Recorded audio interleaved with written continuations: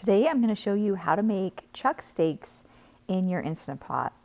I'm adding a cup of water into the bottom of the Instant Pot, and then I'm going to do an entire tablespoon of the beef better than bouillon. Just get a lot of flavor in there. Stir that in. It doesn't need to be totally dissolved, but I just like to stir it a little bit. And then today I'm just adding the chuck steaks in just straight from the package. I'm not going to brown them or anything, but if you want to add more flavor, season them up and brown them in a little bit of oil. If you have the time for that, that makes these even better.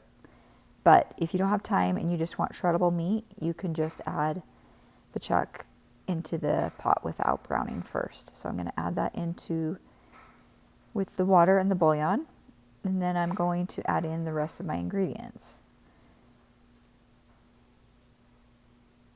So I'm starting with an onion that I just kind of coarsely chopped, just big chunks. And it was just like a medium onion. It wasn't too big.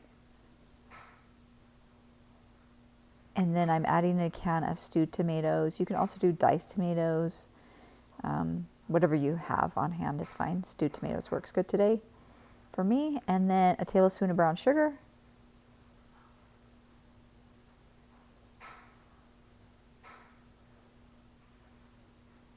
And 2 tablespoons of tomato paste.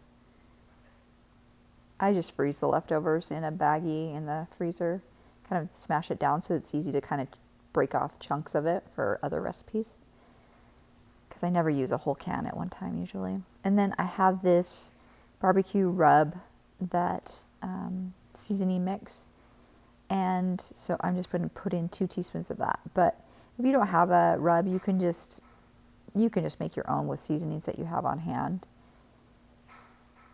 Just Google a recipe for barbecue rub recipe, and there's plenty out there. That would be great.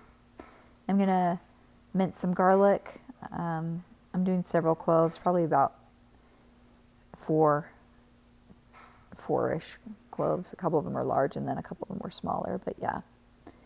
And I just like buy the peeled cloves in the big bag I think it's at Sam's Club or Costco. I can't remember which one, and then I throw the bag into the freezer, and then whenever I need fresh garlic, it's ready, it's peeled, it's easy to mince with my garlic press.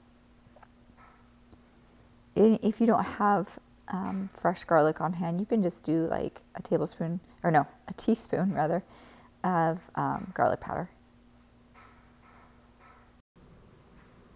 Okay, and now I'm going to add in 1 bay leaf.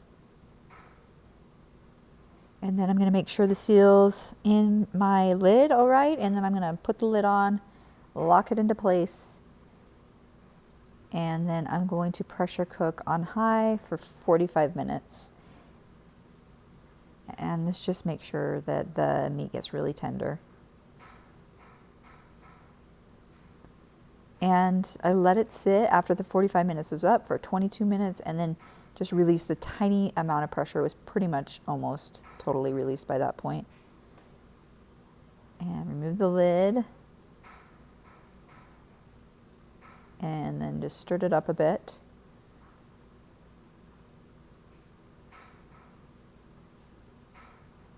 And this is going to come apart so easy. The meat is just really tender. So I'm going to put it on a cutting board, and then I'm going to shred it with 2 forks.